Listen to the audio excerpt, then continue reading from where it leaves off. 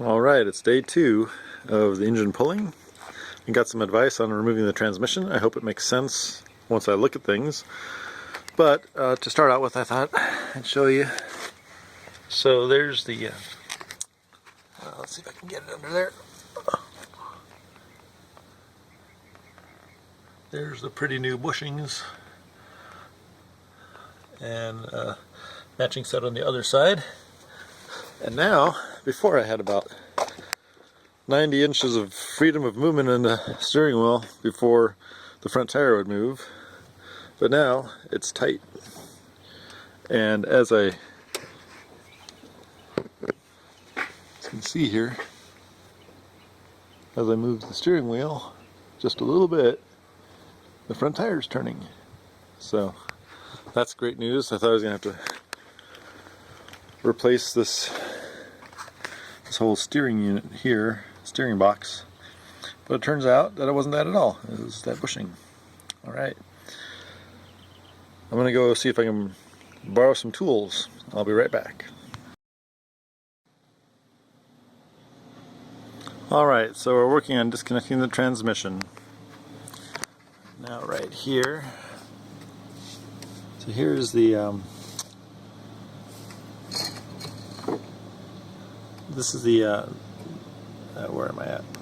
Oh, there we are. Okay, sorry about that. So here is the, that's where the accelerator hooks on.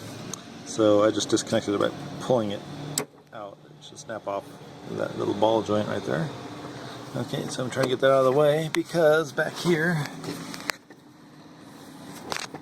follow that fuel line down, there is there's a transmission bolt right there.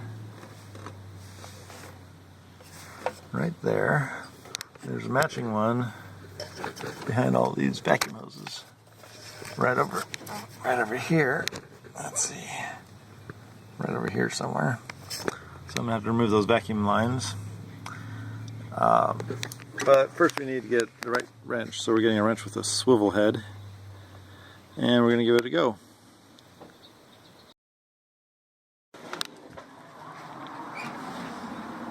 So now I'm on the passenger side of the car.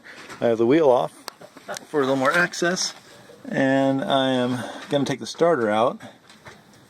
That's a new starter I put in the other day, but I'm going to take it back out because we're removing the transmission, and that's going to be in the way. So for the starter, I'm first taking off this clamp that holds on this the hot wire for the starter.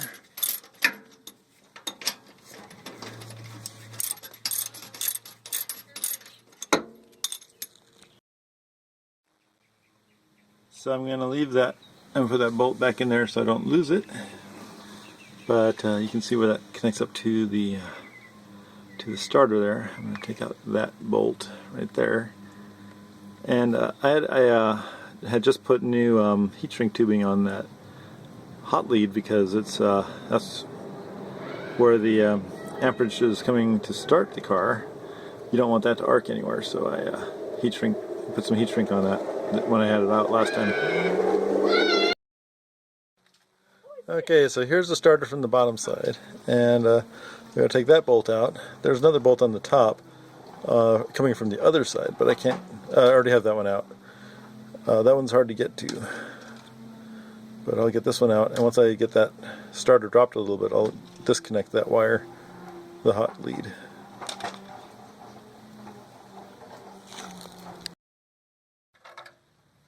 So my neighbor Herb here is using a socket with an extension to get off the we got it though. That tough exhaust bolt I was fighting with yesterday before I took the radiator in. I didn't actually come back to it, so he said he's already got it. So nice thing about the truck is there's plenty of room under here to work. I think if we go with another extension it'll be easier. I got another extension. Okay, another. Okay, I'm back under the truck again. We got the 2 bolts out of the top of the transmission from the hood compartment using a box end wrench. Then there's also a bolt here I took out, and took out the starter, which mounts over in this hole, and then I took out a nut right here, or screw actually, and then this opens up, and you can see the flywheel in there. The flywheel's got 4 nuts in it. There's one right where my thumb is. I can't quite reach it through this hole, so I have to figure out how to turn the flywheel. One way to do it is with the crank on the front of the engine, but I don't have a wrench deep enough for that. Another way is to keep the starter attached and hook the battery back up and just hit the starter a little bit, and that should turn the wheel, but I don't have that hooked up either, and I don't really want to put the starter back on. That's why I'm an amateur. So I'm going to try to turn this another way and see if I can get this turned so I can get these nuts off.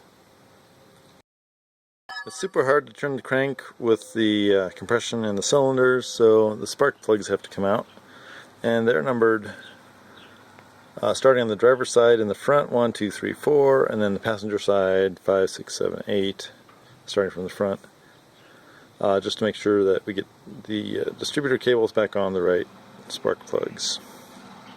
So I'm going to try pulling the spark plugs now. Okay, so I put the alternator back in so that I can try to turn the flywheel to a point where I can loosen the 4 bolts that are holding it on. Reconnected the battery, so the truck turns over, but you gotta make sure that the fan belt, or that the fan spins freely so it's not hitting the air conditioner or anything else. And then it's ready to turn over and see if I can get that flywheel in the right spot. Okay.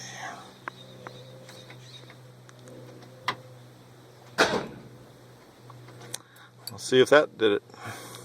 This is really helpful if you have 2 people for this part. Yeah, go ahead.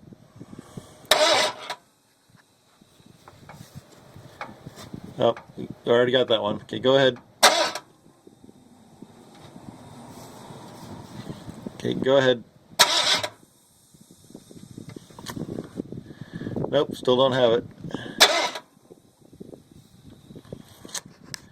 Go ahead. Do it again. Again. Again. Okay, stop. We got one. So we got my son cranking the ignition, and that's why we got to put the alternator back on. And now we got a bolt exposed, so not exposed, so I'm gonna take that off.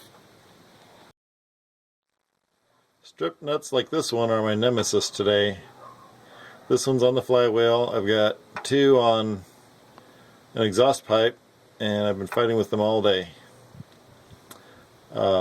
Alright, well, I don't think I'm going to get the engine pulled today because of that. I'm going to call around and see if anybody can give me any advice. But it's getting late in the day, so I don't think it'll happen today. But anyway, that's it for today.